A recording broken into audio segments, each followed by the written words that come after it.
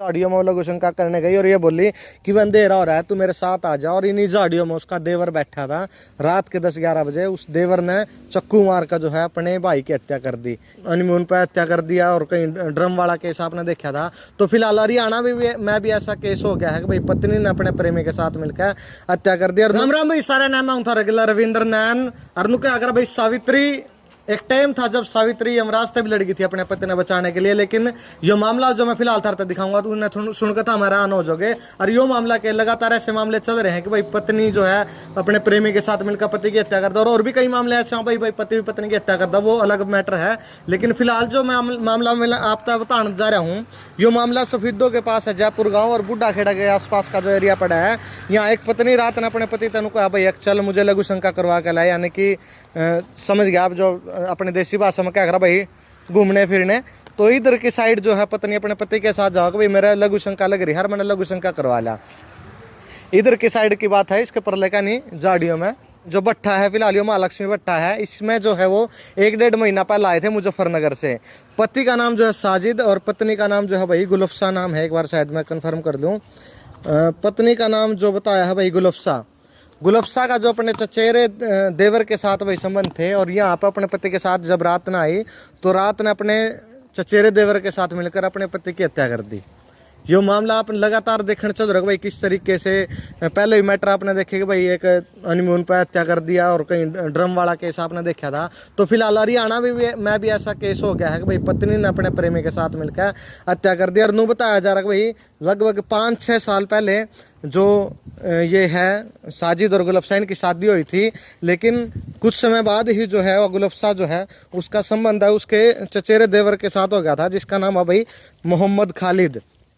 और बता रहा भाई गुलफ्सा ने कहा है कि भाई उसका 3 साल से पति साजिद के चचेरे भाई मोहम्मद खालिद के साथ प्रेम प्रसंग चल रहा था। दोनों के संबंध में जो इसका पति है भाई वो रोड़ा बन रहा था, उसी को बीच से हटाने के लिए इन दोनों ने ठिकाने लगाने की योजना बनाई।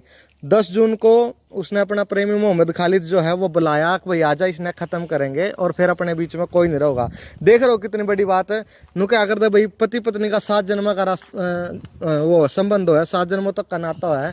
लेकिन आजकल देख रहे हो भाई पति पत्नी का प्यार कैसा रह गया। कई बार तो इसमें हनीमून पर, कई बार 5-6 साल बाद का जो मामला है उर्ले का नहीं जो बताऊँ भाई, ईसा खंबा है आगे, 3-4 खंबा है, वहाँ पर ले जाकर झाड़ियों में जो है रात ने उसकी हत्या करी है अपने पति की देवर के साथ मिलकर। उसने कहा कि भाई चल मेरे को लघु शंका जाना है और उसको अपने साथ में लेगी कि भाई रात के अंधेरे में मुझे डर लग रहा है और मेरे साथ चल। और अंदर जो है उसका जो देवर है वो बगात लगाए बैठा था, पहले इन्होंने बताया है। और वहाँ जाते ही उसने चक्कुओं के साथ उसकी हत्या कर दी। यानी कि 5-6 साल पुरानी शादी थी उनकी। और इन कमरा में रहा करते, जब मैंने उनसे बातचीत करी तो उन्होंने बताओ भाई ऐसे कोई लड़ाई झगड़ा भी नहीं था उनका आपस में। 1-1.5 महीना पहले यहाँ आए थे तो ज़्यादा उनके बारे में पता भी नहीं। लेकिन इसमें बड़ी बात यह है कि भाई 5-6 साल से जब उनकी शादी हुई तो कुछ टाइम के बाद चचेरे देवर के साथ उनका संबंध जब होया तो उन्होंने कहा कि भाई इसको रास्ते से हटाएंगे पति को। और एक बेटा है उनका भाई 4-5 साल का, 4-5 साल का बेटा। भी नहीं सोचा कि भाई बेटे का क्या होगा। फिलहाल उस बेटे को तो बता भाई नाना नानी उसके ले गए हैं शायद। और यहाँ से भी उनका परिवार अभी जा चुका है, क्योंकि भाई मजदूरी करने वाले लोग थे। भी नहीं कोई भाई अमीर हो ज़्यादा, यहाँ भट्ठे में काम करा कर दे। और भट्ठे में काम करते करते उसने जो है अपने देवर के साथ मिलकर ऐसा काम कर दिया। आशिक जो है उसका देवर है, खुद मोहम्मद खालिद नाम बताया जा रहा है, वो उसने वहाँ से बुलाया फ़ोन करके। वो यहाँ काम नहीं करा करता, यहाँ पे तो जो पति पत्नी है वो रहा करते सिर्फ। उसने उसको फ़ोन करके बुलाया, बोली चल उसकी हत्या करेंगे। और इधर ऐसी ऐसी झाड़ियाँ हैं आगे। झाड़ियों में जब 10 जून की रात ने बताया कि भाई वो वापिस यहाँ आ गई, बोली नहा का आई है यहाँ कोई जो शायद ये समरसिबल लग रहा है, ऐसा कोई समरसिबल में वो नहाई भी है रात को आते हुए कपड़ों के साथ, उन्हीं कपड़ों के साथ नहा के फिर उसने कपड़े चेंज करे हैं। और जब वहाँ रहने वालों ने पूछा कि भाई साजिद कहाँ, तो उन्होंने बोली भाई साजिद तो गुटखा लेने चला गया है, जो गुटखा वगैरह खाते हैं ये अलग अलग गुटखा वगैरह लेने चला गया। 10-11 बजे की बात है, उस टाइम के गुटखा लेने जा रहा था कि वो तो गुटखा लेने गया है और आया नहीं है, अभी थोड़ी देर में आ जाएगा। 20-25 मिनट बाद जब उसके जो साथ में रहने वाला उसने फिर पूछा कि भाई आया नहीं साजिद अब तक। फिर नहीं बोलिए उसकी तो मेरे साथ लड़ाई हुई थी और वो चला गया। वो जो साथ में रहने वाले उन्होंने ये बात बताई थी कि ये बोली कि उसकी लड़ाई हो गई थी मेरे साथ थोड़ी, और वो फाटक की तरफ चला गया। इधर थोड़ी आगे चल के फाटक है, इस तरफ कौन सी तरफ है, इस तरफ है शायद फाटक, कि वो तो फाटक की तरफ चला गया।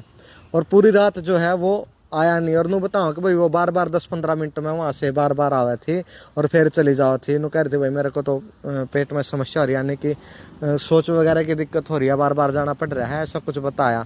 और सुबह जब परिवार वालों को उसने बताया, सुबह जाकर बताया, ये नहीं कि भाई रात को ही मैं बता दूँ कि अभी तक मेरा पति वापस नहीं आया है, तो शक तो पहले ही हो गया था उस पर।